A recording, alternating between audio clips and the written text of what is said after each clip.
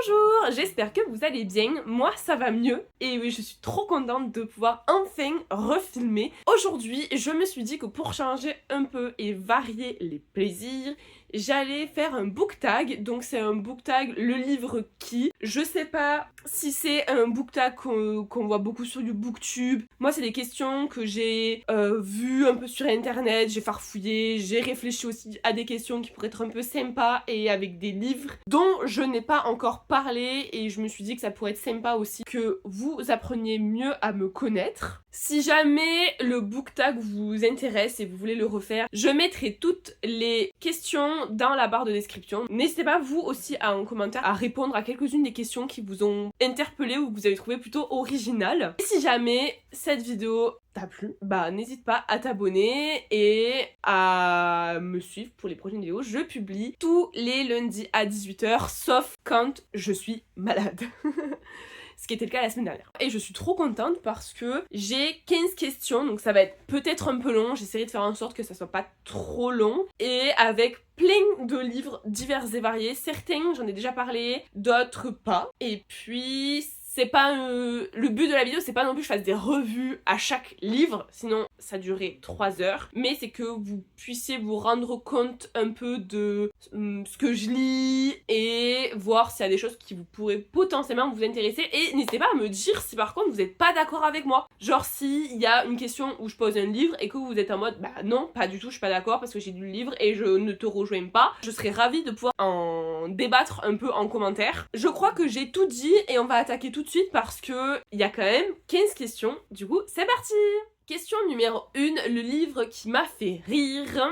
Il est là, c'est Assistant to the Villain de Anna Nicole Maerer.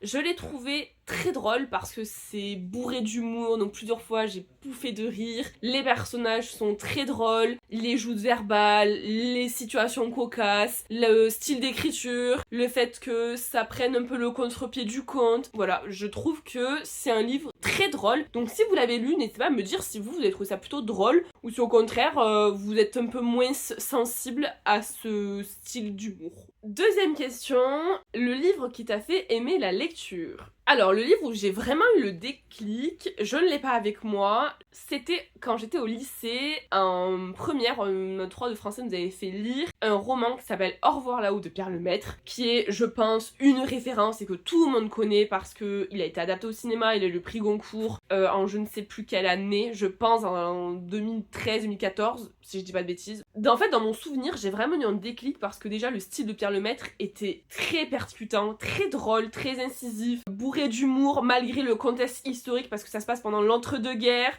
Le duo de personnages était très comique et à la fois c'était assez poignant mais sans rentrer dans le pathos, et je pense que j'ai vraiment eu le déclic de la lecture avec ce roman-là parce qu'après il y a eu les Harry Potter qui m'ont fait vraiment aussi plonger dans le fantastique, mais je pense que le déclic littéraire comme je le pense, on va dire, c'est Au revoir là-haut. Et pareil, si je dois dire un autre livre, ça serait After de Anna Todd qui lui m'a remis le pied à l'étrier de lecture. Donc c'est vraiment ces 3 livres, on va dire. Le premier qui m'a fait apprécier le fantastique, le deuxième qui m'a fait apprécier la belle littérature et qui m'a vraiment eu à avoir ce déclic où je me suis dit c'est bon, je veux lire. Et d'ailleurs après j'ai lu beaucoup de livres qui m'ont vraiment touché en plein cœur. Et du coup After qui m'a remis le pied à l'étrier, et surtout la personnage m'a particulièrement touchée parce qu'à l'époque j'étais un peu comme elle. Donc je dirais Au revoir là-haut principalement quand même. Troisième question, le livre qui t'a fait pleurer. Alors je ne suis pas une grande pleureuse en littérature, même si je pensais ne pas l'être. Et en fait, en lisant certains livres, j'ai quand même eu le cœur brisé plusieurs fois. Je pense que le livre qui m'a vraiment fait monter les larmes aux yeux à 3 reprises en plus dans le bouquin, c'est Jamais plus de Colleen Hoover, que j'ai lu il y a 4 ans je pense, et qui, en 3 jours, je l'ai dévoré, et qui m'a vraiment bouleversée par la thématique notamment des violences conjugales. Je pense qu'il est quand même à lire parce que je trouve qu'elle aborde plutôt bien les violences conjugales, et qu'en fait c'est plus difficile que ça en a l'air de partir, de quitter son partenaire. Et donc il m'a fait pas mal réfléchir, et plusieurs fois j'ai eu les larmes aux yeux, donc je pense que c'est plutôt celui-là. Quatrième question, le livre que tu recommandes à tout le monde. Je pense que ceux qui me connaissent, qui me suivent sur Insta, qui me connaissent dans la vraie vie, qui me suivent là depuis quelques temps sur YouTube et qui ont vu mes vidéos et qui savent, je pense que vous le savez là déjà tout de suite, vous avez pensé Anne égale tel livre, je vais pas faire durer Lucienne plus longtemps, c'est Binding 13. Est-ce qu'on est surpris? Je ne crois pas. Je l'ai prêté, donc je n'ai pas avec moi. Mais pitié, lisez cette saga. Je vous en supplie, les personnages, les intrigues, les thématiques, ça va vous toucher en plein cœur. C'est des ados, mais je vous promets que les situations sont tellement dures et difficiles qu'il faut avoir plus de 18 ans et avoir le cœur bien accroché. La maison d'édition Chatterley a fait un travail très très bon en traduction et en travail édito, donc les romans sont vraiment agréables à lire, même quand c'est de la VF. Je ne sais pas quoi dire de plus. Ah si, j'ai un autre argument. Lisez le livre avant qu'il sorte en série, parce qu'il va être adapté. Voilà, s'il manque un argument, c'est celui-là. Je ne sais pas quoi dire de plus. Bref, c'est ma révélation, je n'ai pas épilogué plus que ça. Binding 13, forever. Voilà.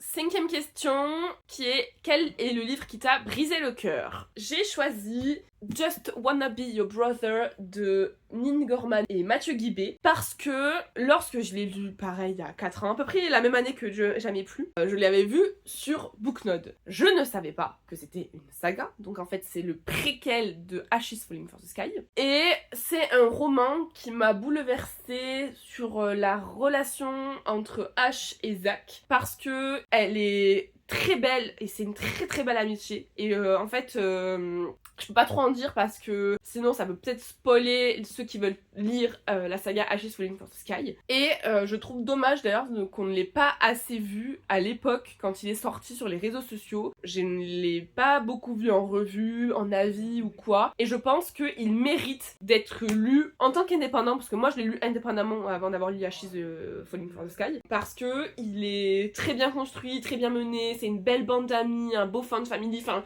je trouve qu'il vaut vraiment le coup d'être lu avant, après la saga Ashes ou même sans avoir lu la saga Ashes. Et je me rappelle très très bien quand j'ai fermé le bouquin, je n'ai pas pu me remettre à lire avant 2 jours, j'étais là à errer dans mon appart parce que j'étais anéantie d'avoir lu ce bouquin parce que ça m'avait vraiment brisé le cœur. Très très belle histoire d'amitié, d'amour, très belle histoire fun family, mais il faut quand même avoir le cœur assez accroché. Du coup, 6e question. Le livre que tout le monde aime, mais pas toi. Eh ben, ça fait écho à la question juste avant. En fait, c'est la saga Ash is Falling for the Sky de Mathieu Guibé et de Nin Gorman que j'ai lu après le préquel parce que en fait Just Wanna Be Your Brother c'était le préquel et je ne le savais pas et du coup je me suis dit bon bah je vais lire Ashes. Sauf que vu que j'avais lu le préquel, il y a pas mal de choses que j'avais anticipées. J'ai adoré les personnages, le personnage de Sky était très touchant, je n'aurais jamais voulu vivre ce qu'elle a vécu dans l'histoire, enfin c'est vraiment une duologie bouleversante. Cela dit, le tome 2 je l'ai trouvé un peu redondant par rapport au tome 1 même si les personnages avaient évolué. Je n'ai pas aimé la duologie, j'ai juste moins aimé par rapport au préquel et surtout je n'ai pas autant aimé que tout le monde a aimé. Selon moi, soit je l'ai lu, j'étais peut-être trop âgée, je sais pas, il y a quelque chose qui a fait que j'ai bien aimé mais sans plus quoi. Pour pas en parler pendant 30 ans, sachant que je l'ai lu du coup il y a 4 ans. Question 7, le livre qui t'a fait sortir de ta zone de confort. Eh bien, c'est La guerre de Troie n'aura pas lieu de Jean Giraudoux, que j'ai lu cet été. Parce que déjà, c'est une pièce de théâtre. Donc d'office, ça me sortait de ma zone de confort parce que je ne lis quasi jamais de théâtre. J'en lisais pour le lycée et pour l'école, mais c'est tout. Et parce que les thématiques sont plutôt différentes. Ça parle quand même au niveau du contexte historique de la Seconde Guerre mondiale. C'est quand même un classique, donc c'est assez, entre grosses guillemets, difficile à aborder, même si je trouve que pour se mettre au classique du théâtre, ça peut vraiment être un bon plan parce que vu que ça a été écrit au XXe siècle, l'écriture est quand même très abordable. Mais ça m'a sorti de ma zone de confort parce que c'est du théâtre et c'est quand même un style différent, surtout quand on ne voit pas la pièce de théâtre. Je trouve que s'imaginer les scènes, les scénarios, c'est quand même plus dur en tant que lecteur et lectrice. Donc voilà, c'est pour ça que c'est un livre qui m'a sorti de ma zone de confort. Question 8, le livre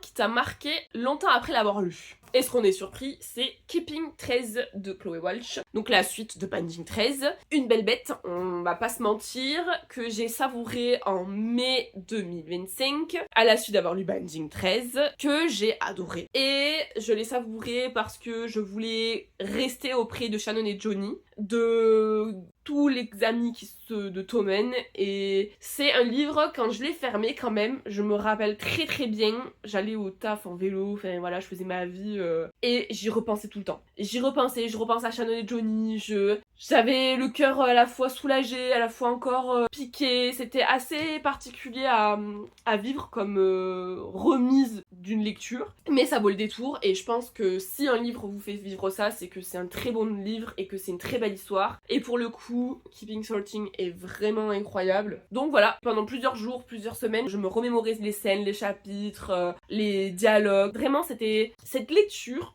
les Boys of Tommen, ne vous laisseront pas indemnes. Allez-y les yeux fermés. En ayant plus de 18 ans bien évidemment, parce que c'est quand même très dur à lire. Mais je vous jure que vous ne le regretterez pas, et je spammerai cette saga pendant des années s'il le faut, mais je le spammerai. Parce que je trouve qu'on en parle sans en parler suffisamment. Pour le coup, je la vois passer sur Insta, mais sans plus quoi. Et je trouve que ça vaut sa hype, ça vaut son pesant d'or.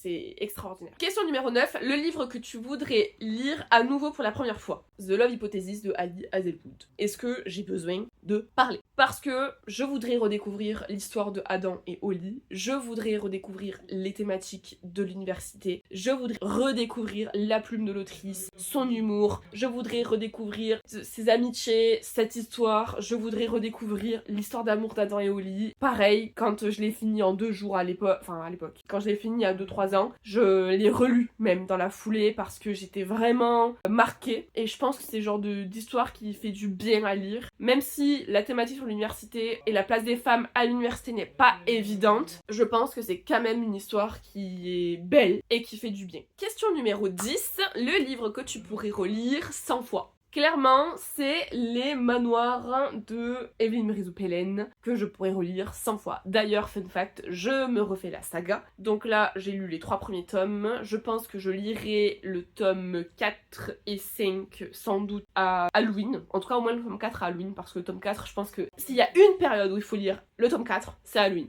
Parce que je vous garantis que les pétoches seront là. En fait, c'est la fantaisie historique, du coup, il y a à la fois plein de personnages qui ont divers âges, et je trouve que c'est trop bien d'avoir autant des adultes que des jeunes. Vu que c'est de l'historique, on a des retours sur le passé avec des moments clés de l'histoire qui sont hyper bien amenés et qui apportent un regard un peu nouveau et avec un brin de romance. Et puis le côté un peu fantastique, enfin c'est extra. Je pense que même si on l'a lu au lycée, enfin moi je les ai lus au lycée, je pense que ça peut tout à fait se lire là maintenant, et moi ça me met nostalgique, et j'adore me sentir nostalgique de mes belles lectures, de mes lectures qui m'ont marqué, et surtout que cette autrice écrit très très très très bien. Question numéro 11, le livre qui t'a complètement trompé. Tu pensais que ça serait autrement. Alors là, je n'ai peut-être pas me faire que des amis, je vais vous dire pourquoi, parce que j'ai choisi le livre Iron Flame de Rebecca Yarros. Quand j'ai lu Fourth Ring il y a 2 ans, j'avais adoré. Le coup de cœur, mais intergalactique, j'avais vibré, il m'avait vraiment aidé à passer une période de ma vie qui était un peu difficile. J'avais adoré Violette, j'avais adoré la relation avec Xaden, j'avais adoré Under Night Term, enfin vraiment coup de cœur. Quand je vous dis coup de cœur, j'ai dévoré la brique en quelques jours. Et puis est sorti Iron Flame, je me suis dit bon bah je vais le lire l'été. Et là, oh mon dieu, franchement, déception de fou. Déjà de une, le travail édito et la traduction, ça cassait pas 3 pattes à un canard. Honnêtement, la phrase à un battement de cœur, j'étais à un battement de cœur de toutes les 5 lignes. Genre vraiment, je pouvais l'avoir jusqu'à 10 fois dans la page. J'ai cru que j'allais tourner de l'œil au bout d'un moment, je pouvais plus me voir cette expression en peinture. À la fin du bouquin, il y a quand même eu un malgré que écrit noir sur blanc. Donc là aussi, je me suis dit, oh, Madre Mia, c'est vraiment le pompon sur la Garonne. Donc là, je me suis dit, bon bah, c'est bouquet.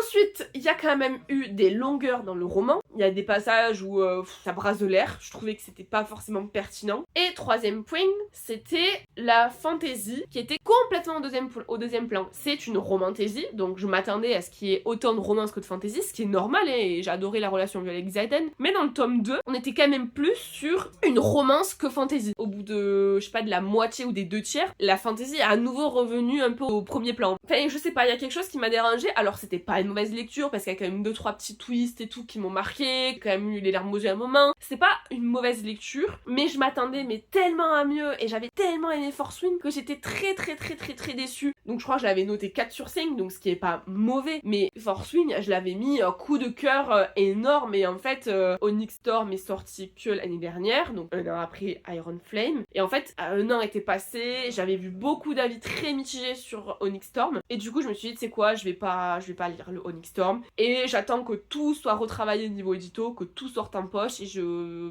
relirai les poches. Mais je suis contente d'avoir quand même lu les 2 premiers parce qu'il y a quand même une série ou des films qui sont en préparation. Donc je me dis que je suis quand même contente d'avoir lu les 2 premiers tomes. Mais voilà, ça l'a fait sans le faire avec moi. J'étais déçue par rapport à la hauteur, à quel point j'avais aimé Force Wing. Question 12, le livre qui t'a fait crier non. Et j'ai choisi pour ça Lever de soleil sur la moisson, donc les Hunger Games de Haymitch, de Suzanne Collins. Donc ceux qui l'ont lu comprendront pourquoi je le mets. Alors même si je me doutais de certaines choses, sachant qu'on sait à la fin que Haymitch est gagnant, vu qu'Haymitch on le voit dans la trilogie de Katniss et Peeta, il y a tellement de rebondissements, il y a tellement de choses qui se passent qu'à chaque fois j'étais en mode oh purée non, non, non, non, non, non. Et la fin de ce livre, mais le non, j'étais non, mais pourquoi? Voilà, c'est tout. C'est juste pour ça. Et en fait, il m'a profondément marqué et choqué. Je sais pas quoi dire de plus. En fait, ceux qui l'ont lu comprendront. Ceux qui ne l'ont pas lu, bah, qu'est-ce que vous attendez une fois de plus? Surtout qu'à la fin de l'année, là, il y a l'adaptation en film qui sort. Donc, pourquoi attendre l'adaptation en film? Alors que vous avez là le bébé directement prêt. Après, j'imagine que vu qu'il y a l'adaptation en film qui sort, il sera sans doute en poche incessamment sous peu. Mais vraiment, il est à lire. Et vous comprenez pourquoi il y a plusieurs fois où j'ai fait non. Voilà, c'est tout. Question numéro 13, le livre qui mériterait le plus de hype. Alors là, c'est un peu délicat parce que globalement, dans ma bible, c'est beaucoup de livres qui sont relativement connus sur les réseaux sociaux et que j'ai vu passer, et il y a que la littérature générale où en général, je demande conseil à ma libraire. Mais sinon, quand c'est les livres des romances ou du young adult, c'est moi qui me suis renseignée de mon côté. Je prends ce que j'ai vu 2-3 avis sur les réseaux sociaux et je prends et j'achète. Là, celui que j'ai présenté, je ne l'ai pas suffisamment vu et j'étais même surprise. Donc c'est Tarot, le dernier soleil, donc ça c'est le tome 1 de la saga de K.D. Edwards, qui est absolument sublime. Hein. Est-ce que j'ai acheté le bouquin aussi pour le jaspage et la couverture? C'est possible. Dommage que la traduction était parfois bancale, ça m'a vraiment dérangé au bout d'un moment. Donc je l'ai lu il y a 2 ans, j'avais adoré. Gros coup de cœur là aussi. Je l'avais adoré parce que c'est de l'urban fantasy LGBTQIA+. C'était incroyable, mais vraiment incroyable. J'aime beaucoup quand c'est LGBTQIA+, parce que je pense que c'est important qu'on en voit et qu'il y a de la visibilité sur ce genre de thématique. Cela dit, je ne l'ai pas beaucoup vu sur les réseaux, il n'a pas fait carton plein comme j'aurais pensé. En tout cas, moi j'adore, donc si vous aimez la fantasy, l'urban fantasy, et que vous avez envie de découvrir une saga originale et qui mêle un peu aussi enquête parce que Rune Senjon est un genre de détective privé, bah foncez, parce que c'est vraiment incroyable et je pense qu'il mérite plus de visibilité. Pas suffisamment de romances mises en valeur qui sont LGBTQIA+.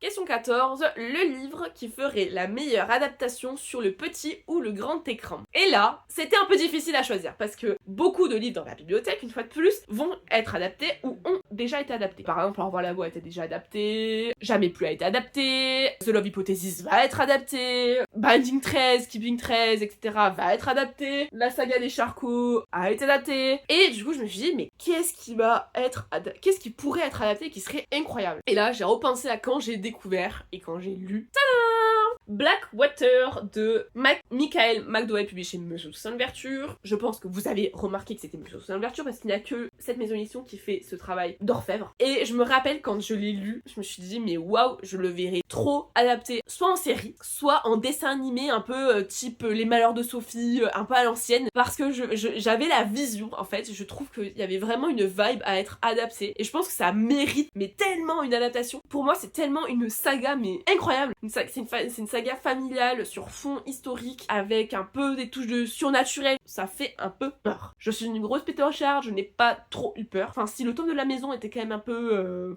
bon, hein, t'as pas trop envie d'y être, ou on est bien content d'avoir un peu de distance. Il est extra. Et en fait, je me dis que vraiment, il mériterait d'être adapté. Et je vous dis, en version dessin animé, un peu comme à la Malheur des Sophies, mais j'ai la vision, je le verrai vraiment. Ou même Anne de Green Gables, enfin Anne with a Knee, c'est le nom de la série, a été adapté et c'est publié pareil chez Monsieur Toussaint Louverture. A fait qu'une saison, même s'il y a eu un gros carton plein, il n'y a pas eu la saison 2 et tout. Mais un peu dans cette vibe là, genre vraiment...